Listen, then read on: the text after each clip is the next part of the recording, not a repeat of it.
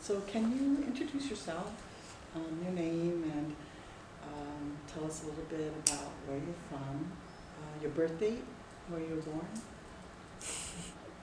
born?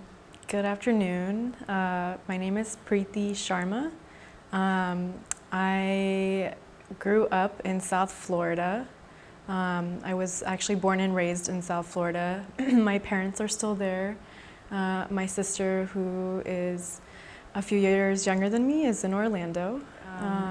Moved to California in 2006 to do my MA in Asian American Studies. But before coming here, you actually went to University of Florida and you got a certificate in Asian American Studies, right? Mm-hmm.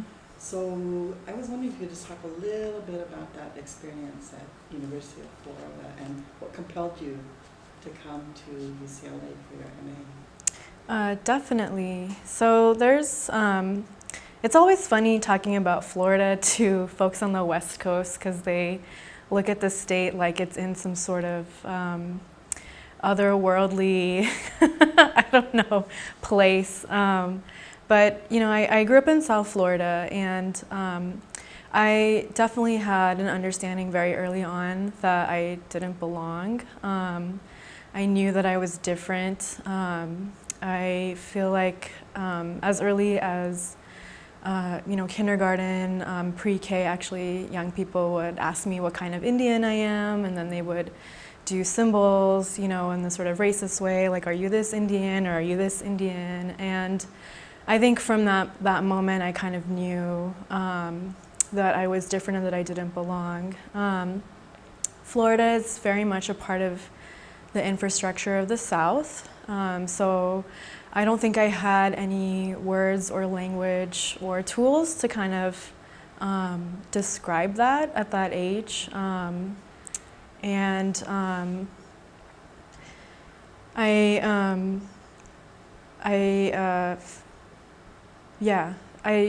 don't think I had any sense of a way to unpack that until I went to college at the University of Florida.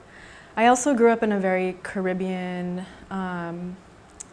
sort of diaspora community as well. So while I did have an experience of being kind of, one of a handful of Indians and South Asians to a certain extent, and that there was a white dominated presence in my community, I also remember growing up with, predominantly white seniors and Cuban, refugees and folks from like Jamaica as well. So it was, to some extent, the infrastructure and racism and legacy of the South was palpable, and then to another extent, it was an immigrant kind of space, right? And so it was clear that, growing up, I was in a mix of these worlds, if you will. And so that was very much a part of being Asian American and South Asian American in the South.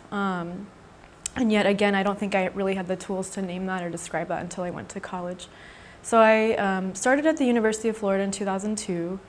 I, didn't know what major I was going to be. I was open to a lot of things. I remember going to the course catalog and just crossing off a bunch and then thinking, let me take as many courses as I can in all these other areas until I decide. No, but at the same time, I think my heart was always in English literature, and that was my way to sort of access the narratives of people of color and immigrant communities. And so I found myself taking these courses that, started in American literature, but then went into, African diaspora, South Asian diaspora, British literature. And so there was a way that I was, again, trying to push for that kind of information. And it was, I think, my sophomore year, the end of my sophomore year, I was in Turlington, which is one of our main public plazas on campus. And I was passing through on the way to one of my classes, and there was a protest, and it was being held by the Asian American Student Union. And it was incredible. I think, I was walking into the space, and to me, this is what I was looking for a community, a place to be able to name concerns and issues, and a way to think about my own life and history in knowledge production. And so I had this sense immediately that I wanted to be a part of whatever it is that these folks were doing, but it was also clear that they were fighting for Asian American studies. And so I ended up talking to someone who was a part of the Indian Student Union at the time, and I had asked, what is going on, how can I join? And then there was an event, a few weeks later about called Why Not White Studies, and it was a panel. And some of my favorite professors from the English department were actually on the panel, and I went and I, introduced myself to a few folks, and they ended up being, actually I take that back. I think I was too shy at that point to introduce myself to people, because I was still kind of coming to, I actually was a leader with the Office of Community Service, so I was doing different volunteerism work, if you will, that was specific to Gainesville and public housing projects, and I hadn't yet been able to tap into some of the Asian American student organizing. So I was a little shy at that point, but I ended up seeing the folks that would have become my close friends for basically the next, decade and a half of my life. So from that event, I knew I wanted to join, and it was the end of the spring semester, and fast forward to the fall semester the next year. This was now my junior year, and I saw that there was an Asian American Studies class being taught in the English department, and it was a South Asian, American professor that was teaching it, Dr. Malini Schuler, and I thought to myself, let me sign up for this, because again, I was an English major, I was interested in the subject matter, and for superficial reasons, there was a South Asian American professor, so I was like, that's it, I've been looking for this, I'm done, I'm taking this class. And I sit in the class, and it turns out that 99% of the people in the class were in the Asian American Student Union, and I had no idea, and so they were looking for me, I was looking for them, because I had at that point actually just joined the leadership of the Indian Student Union, and so we, we just became friends through the course. So on the one hand, it was the intellectual side of being able to read through major texts. We were thinking about Frank Chen and, deconstructing and troubling constructions of Asian American. We were reading Angel Island poetry, and then we were thinking about transnationalism and diaspora and, reading Karen Yamashita, all at the same time. So we moved through some of the classical texts in Asian American studies, but also we're thinking about Orientalism and Edward Said and larger questions of empire. Mind you, all being Asian American students in the US South and wanting to connect to the other student groups on campus, and just trying to understand our place at the institution, but in the broader sort of geography of the South. Yeah. So I think I saw in your resume you got a certificate in Asian American Studies, and you majored in women's studies and English? Yes. Yeah, I ended up double majoring in English and women's studies. Again, both majors were able to sort of support the questions that I had at the time. Women's studies was incredible because of its sort of attention to women of color feminisms, and through one of those courses too, I was able to discover Sonia Shah's book on Asian American feminisms. But so at that time that I met the students doing the protest for Asian American studies, we were actually advocating for an Asian American Studies certificate and a minor program. And that program was to be housed through the English department, and the advisor was going to be Dr. Malini Schuler, who was a professor teaching the class.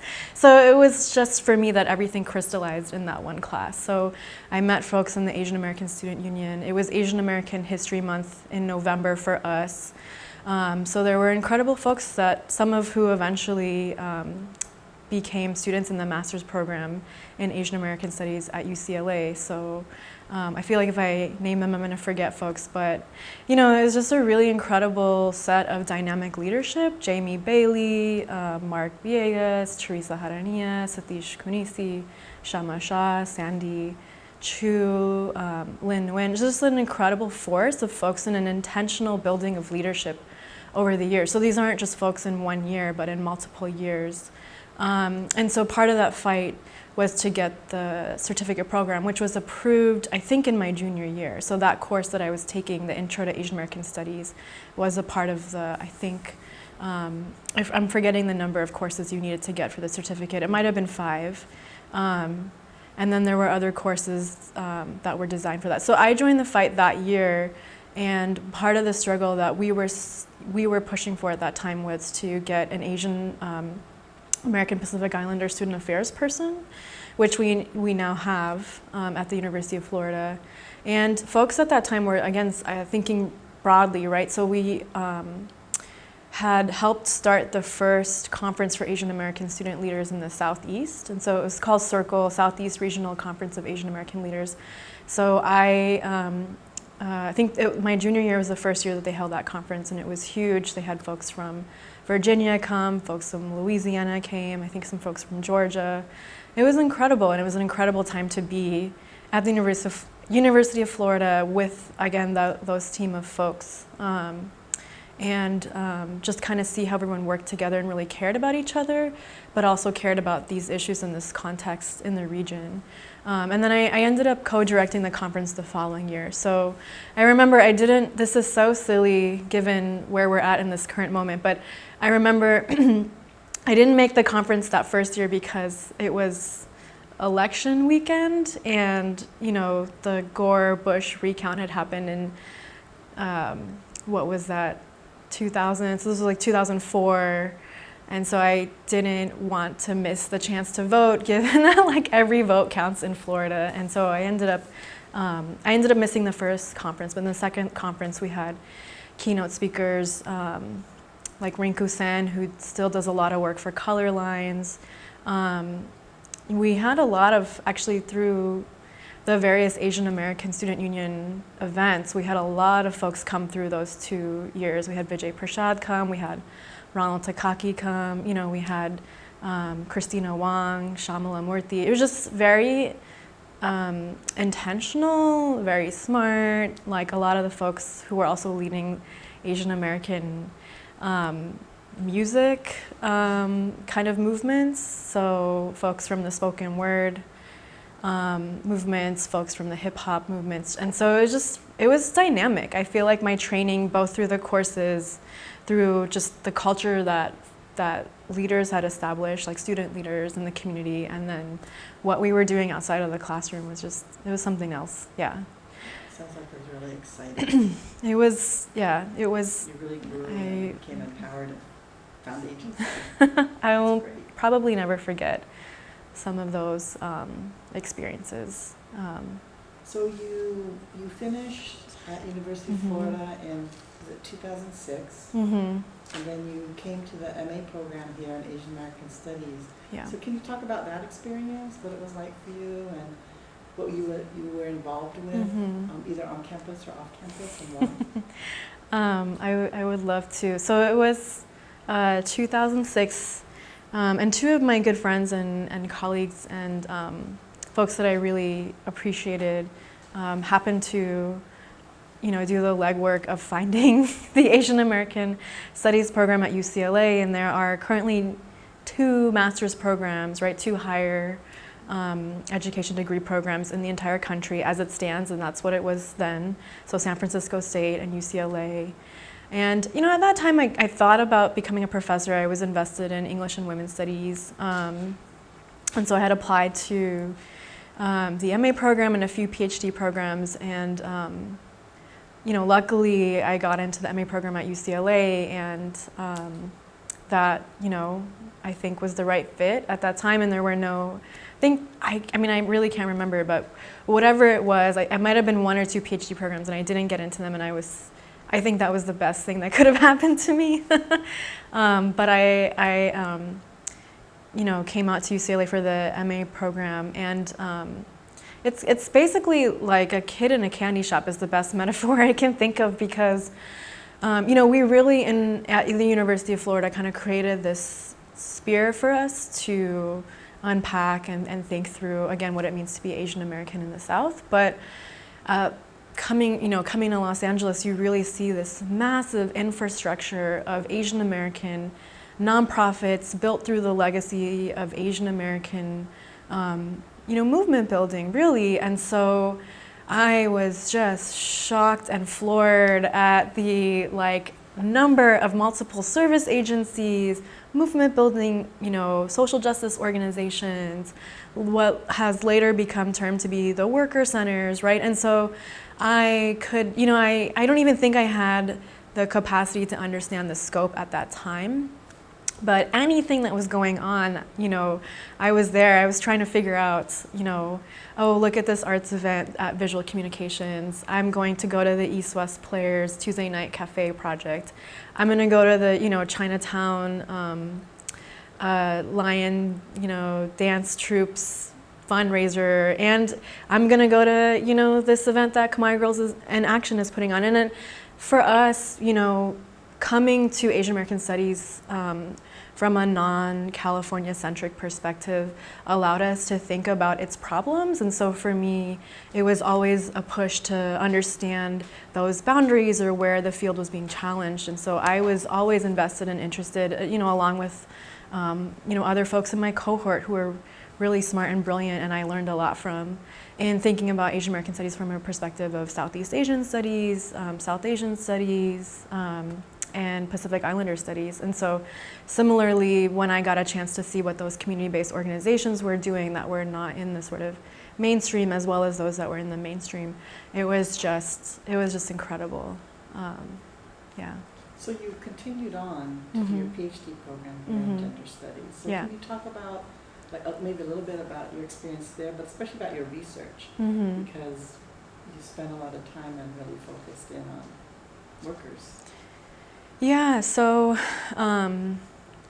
it's been a long trajectory. Not just the PhD. I'm talking about my own political education and the folks that I've been able to meet in my time through various community-based efforts, and then through the various intellectual efforts. And they're not necessarily different, right? So I think within the few first weeks of me coming to, again, Los Angeles on the MA program, there were a couple of special things happening. So first, it was the 10-year anniversary of the National Asian Pacific American Women's Forum, or NAPAWF. And so I think immediately I emailed them to ask if there's something I could do and I could plug into. So I was able to interestingly meet a lot of folks through that conference that happened to be at Loyola Marymount. And there were some incredible ways that I began to think about movement building and see a sense of the range of organizations that were in Los Angeles and California and in the country. At the same time, I think I'd emailed folks at South Asian Network, which is a community-based organization for persons of South Asian descent in the Los Angeles area, and I eventually, went out to Artesia with a few folks and asked if I can volunteer, and I feel like that too is like the beginning of a story that opened up, the rest of not just my life, but a lot of other folks. So when I first started volunteering at South Asian Network, I learned about their 3 issue areas around civil rights, health, and violence prevention.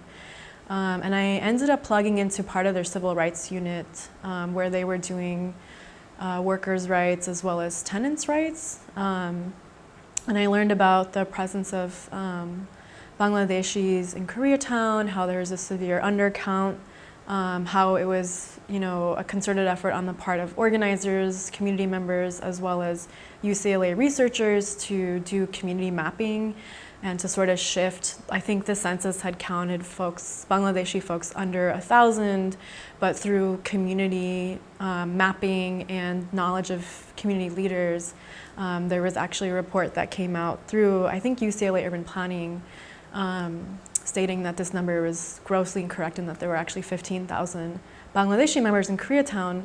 And this is around, 2005, 2006.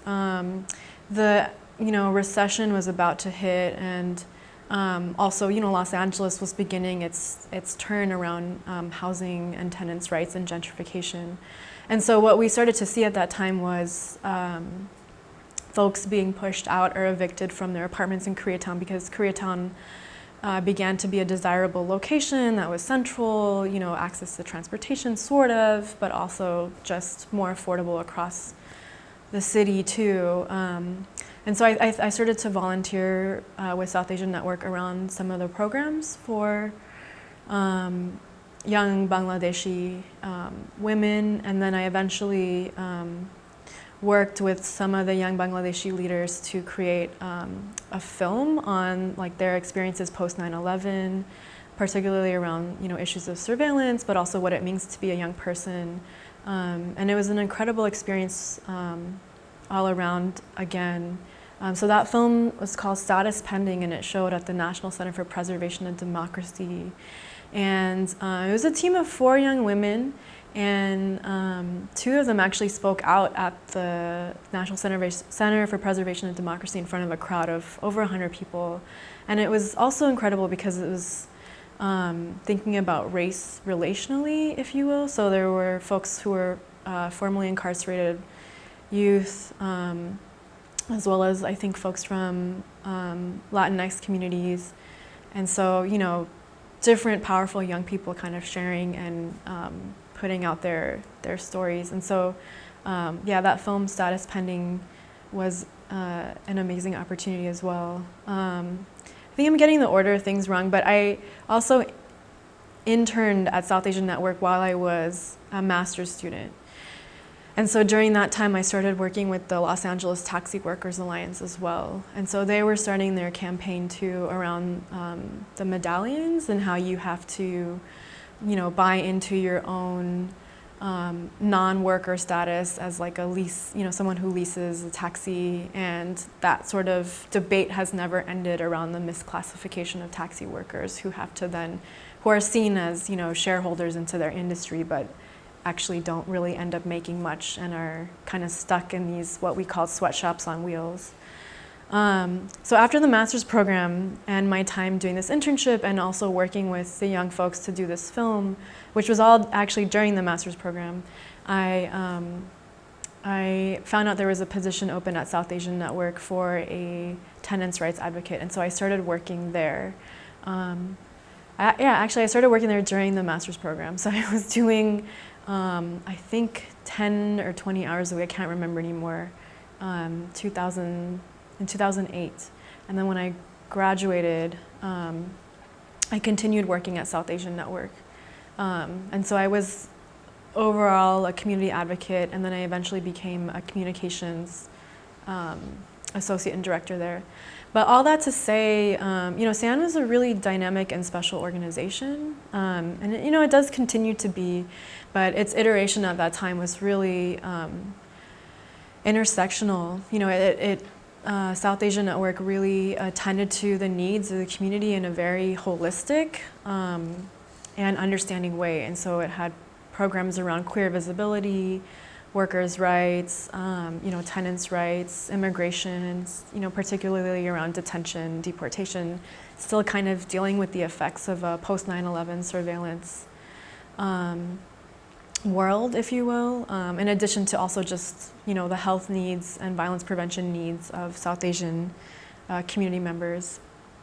So during that time, in January 2008, there was actually a groundbreaking strike. It was a walkout that about 30 Nepali and Indian women held at a popular threading salon. And they were actually across locations because it's a chain that has many locations in Southern California. And a couple of the women leaders who decided to organize a walkout because of a contract that they were given that they didn't have time to look over, and the contract had 2 kind of questionable pieces. One was there was going to be a decrease in folks' commission or tips, And then the second part was that if you worked at that salon, you weren't allowed to work at, and you left that salon, you weren't allowed to work at any other salon within a particular mile radius of that chain salons. And so essentially that piece of the contract said that if you leave working for us, you can't work anywhere because they just happen to have a salon in multiple locations. And so it's almost like you're sort of stuck in that salon. So you can't complain, you know, about the working conditions. If you don't like the job, you can't leave because you can't work anywhere else because there's this contract over your head. And so I think a couple of salon workers read the contract, didn't quite understand it, didn't approve of it, had conversations with their employers about it, and sort of said, you know, we know about workers' rights because of South Asian Network, and they had just attended a town hall on workers' rights within that month or, you know, the month prior, and learned about some of the basics about minimum wage, overtime, you know, what an employer can and can't ask you to do. And so they had this sense, as well as the fact that some of these folks were active in, you know, liberation movements in their own countries, you know, whether that was Nepal or just, you know, other movements in South Asia. So there was a tradition and a sense of organizing that they had, and, you know, in addition to meeting folks at South Asian Network, really wanted to carry this through at the injustice of this contract. And so they texted folks, and it was about 30 women, and it is incredible. They walked out. It became this huge spectacle. And it had stayed in my mind for a long time, right? Because, you know, the owners had to negotiate on the spot in a very public way. It got covered by the Los Angeles Times and eventually became a class action lawsuit. And so, all that to say, you know, this was in two ways like really unprecedented, because at that time, I think the mainstream worker and labor movement had not yet, actually let me rephrase that, the mainstream labor movement in terms of unions had not really dealt with the private service sector in terms of small business, immigrant, you know, run places, and that included these beauty salons, right? And then, you know, second of all, for the fact that this was, you know, a salon worker-led strike facilitated by conversations and also accompanied with South Asian Network, you're really seeing the buildup of an Asian American worker movement, right, that is happening in Los Angeles and California broadly. And so those two things alone were unprecedented. But then I remember a few years later having a conversation with one of the salon leaders and asking her about the strike and about that time period. And I just wanted to know, you know, I had a lot of assumptions about what the greatest loss of that time was for her. And I thought it was gonna be, you know, income and just the shame and all that was there, you know.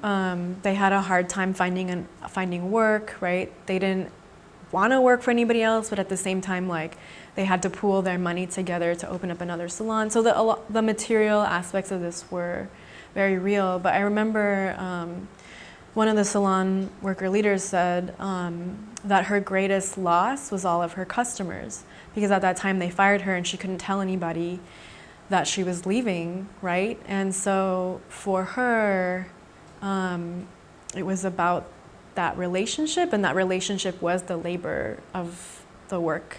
And so that, you know, the set of those three things became the crux of the questions that I took with me as I started my PhD program in gender studies at UCLA.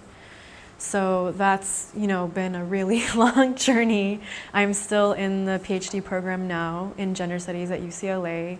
I was able to continue my relationship and mentorship from, you know, professors Grace Hong and Purnima Mankekar, and you know, it was really important for me to be able to do a project on Asian American studies and, you know, Asian American women that looked at like the contours of these movements, but also how these movements were pushing the boundaries, and that these movements were made up of folks who were working at salons, right? And salons in Southern California, in a place where Hollywood and beauty culture has such a presence, But really, you know, it is South Asian American, Vietnamese American women really leading the everyday beauty culture and the sort of Hollywood celebrity beauty culture.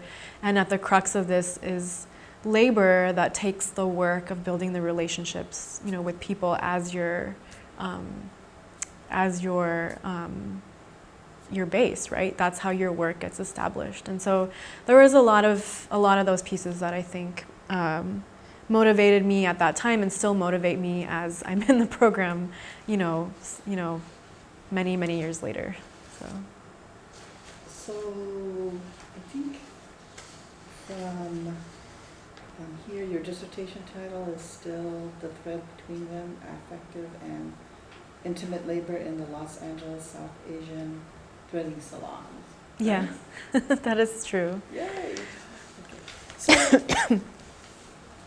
So since you've been in the program here, as well as attending like national conferences around Asian American Studies, kind of curious what your observations have been or thoughts around, you know, the state or where South Asian and Southeast Asian studies is at, and where would you like to see it go?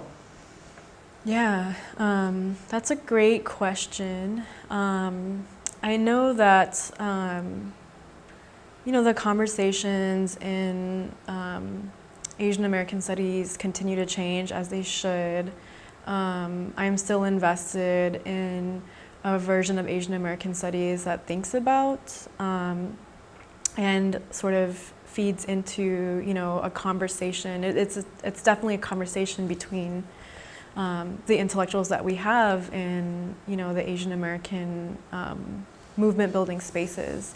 So whether those are the community-based organizations themselves developing their own theories and visions of what liberation looks like, as well as you know, intellectuals in and out of these movements. I mean, these conversations aren't as clearly, you know, university and non-university as sometimes folks like to paint them.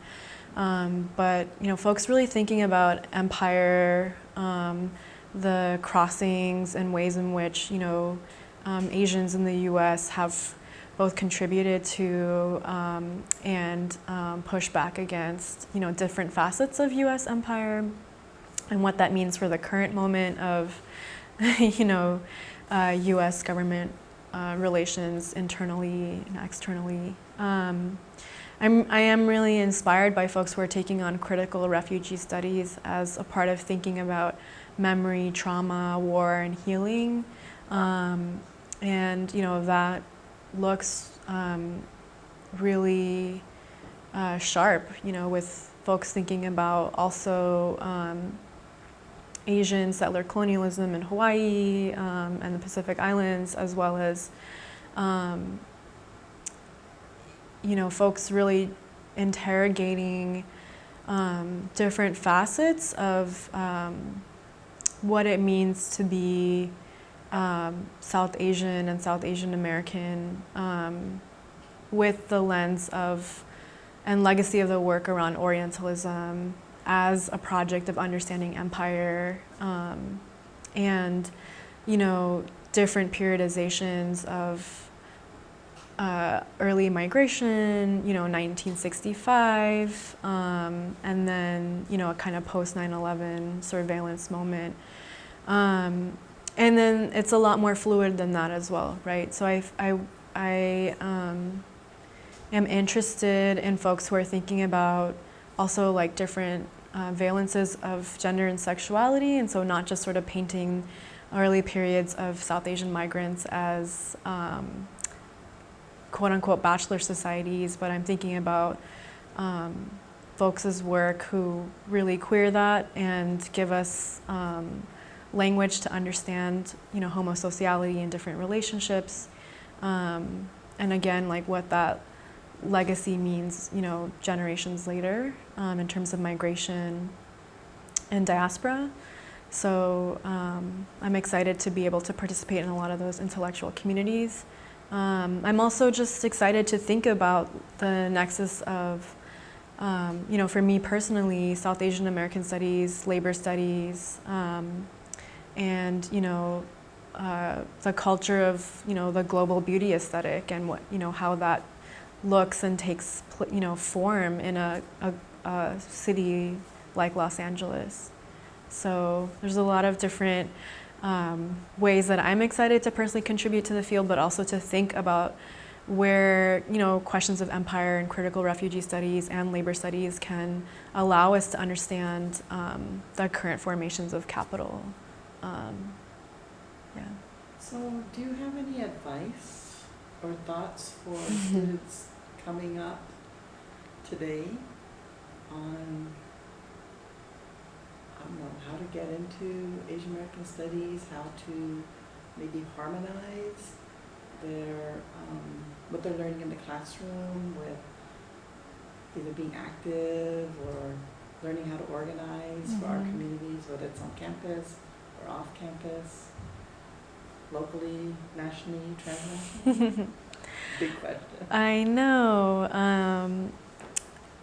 A part of me just feels like the places where I enjoyed, Asian American studies the most was through the relationships and community that I built with other students to do something, right? And it wasn't haphazard. It was very thoughtful. It was very intentional. We looked at our relationship to place. We looked at what we could ask for, what the needs were, right? And so you always have to start with what are the needs? What's going on here? Where am I? What is my relationship to this place? And I feel like that was really powerful for me, as a student, in a college town in Florida, right, in the South, where what we had were, was our relationships to each other. The other thing I would think about and say, is that as a student, there is a lot of demand and attention, and especially as a teacher, right, do your homework, go to class, do the readings. They are important. But that being said, for me, another space of growth, has always been the connection and collaboration with community-based organizations. And they're not just empty sites, right? We're not just going there to do something and give something, but I actually got the most learning out of these sites, right? I feel like the folks at these places are contributing to our intellectual tradition through understanding root causes of problems, from a racial justice, immigrant justice, gender justice lens, and that we're able to then think about what it means that in a sort of Trump era of immigration, which is part of the legacy of an Obama era detention, sort of centric, deportation-centric model, that you're having raids in Long Beach, picking up Cambodian folks. And so, it is through organizations like Khmer Girls in Action that we're able to think about how do these raids speak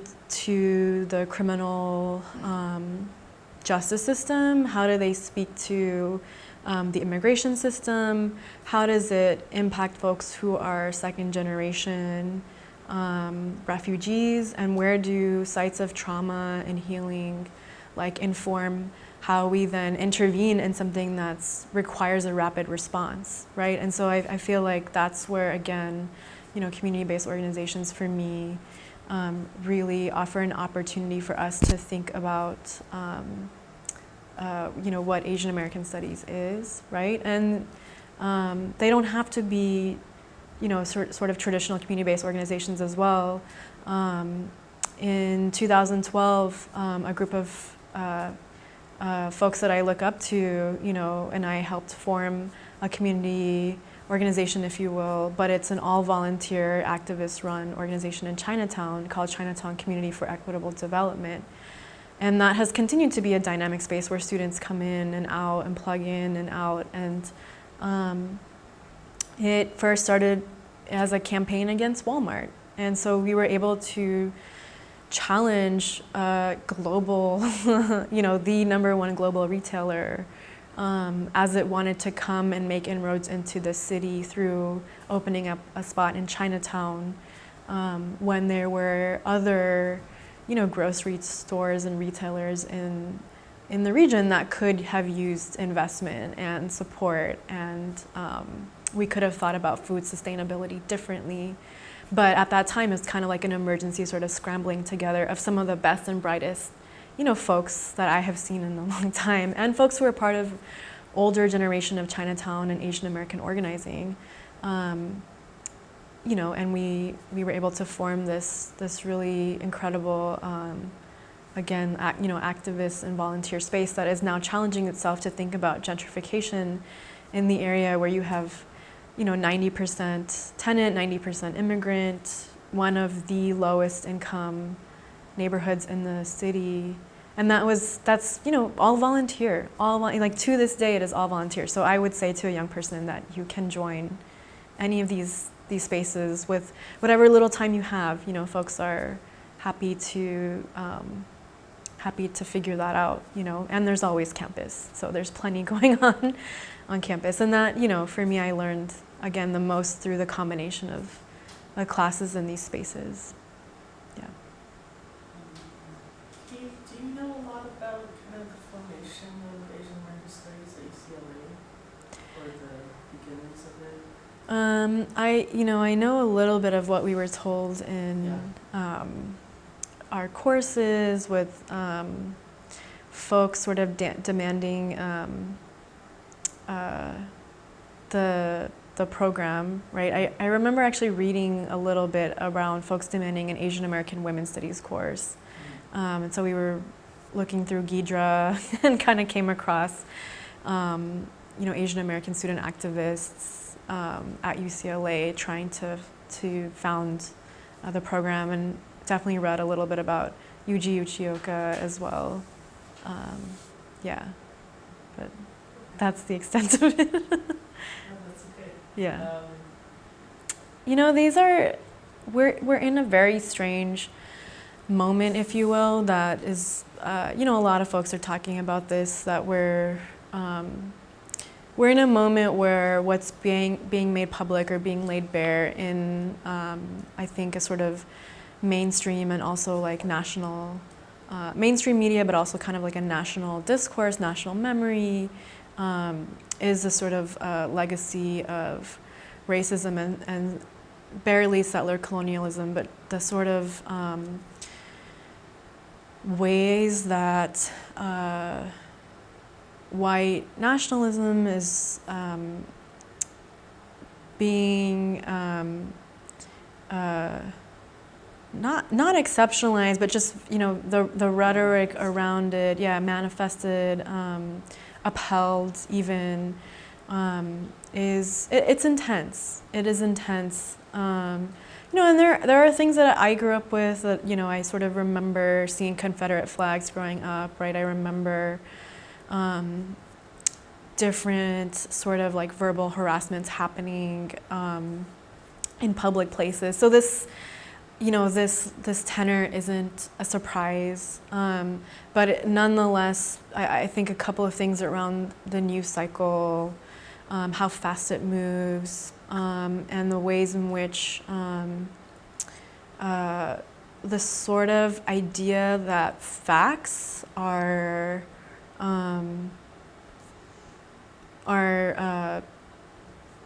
not real, like that irks me around just being someone invested in knowledge production, right? So this kind of collision of access to information and the ability to read everything online, and that sort of way that we can access information as a sort of democratizing of news through social media platforms, et cetera, that is very much in line with a kind of a legacy of something like EthnoCommunications, if you will, right? We can produce our own content, we can tell our own stories, which is still really important to me, right? Has sort of flipped where now you have this collision and this sort of national debates taking place through questioning facts and questioning knowledge through, rhetoric, but also spinning media. So, I mean, that being said, it is challenging when you wake up and then you're reading about a judge being confirmed who is an abuser from a president who's an abuser, and you have to kind of watch it to stay on top of it, but then when you watch it, you get sick, So there is like a sense of like, how do I stay committed to our own stories, and how do I stay committed to having conversations where we can talk about how knowledge is produced. Yeah, I don't know. I think my sanity in these moments are always to go back to these community organizations and my friends in these spaces and, really put it in a grounded perspective. So that was a little vague, but yeah. There are local campaigns, right? And that's just how I feel like, okay, I can work on, Proposition 10 to overturn Costa-Hawkins and see that we can get tenants' rights across the state, or I can look at, folks doing work around sexual assault locally and what that means too on a national level. So, yeah, I mean, the work continues despite what's being said. The rhetoric is there and the impact on the federal level is there, but I think I'm really inspired by, some of the women of color that haven't made their way into the House, but even more just thinking about the local level, right? Like Texas, I think there's reports out of it completely overturning the Republican judges in, one specific area. So that kind of way that we can understand power and understand it at that local level, to me, is also part of the work of movement building and challenging empire. So, yeah.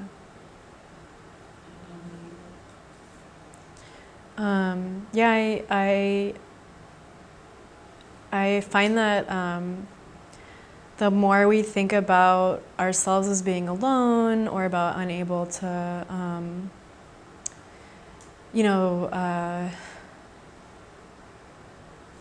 to grapple with these big concepts, by ourselves, I'm reminded about how isolationism, is a part of the project of capitalism, if you will, or settler colonialism, and that to me that's where like these the Asian American worker centers, the community-based organizations, and what you have in Los Angeles is really it's really lucky, if you will, but it's also like the intentional work on the part of a lot of talented folks who have experienced various social issues in their own lives, come from the communities that they're working in these organizations through and from, and are really sitting down and understanding and mapping out how to not just make claims to the state, but like change culture. And so that's something that I still vividly see, coming from Florida, where it hurts to know that someone like Andrew Gillum did, may or may not get the governorship, and that, there are really amazing community organizations out in Florida as well. So I'm not trying to continue the narrative that something's wrong with the state, but what you have in Los Angeles is part of the tradition, I think, of the Asian American movement and Asian American studies, if you will. It's folks really, really trying to map out what, how social issues land, but also like how we can think about, the state and culture. I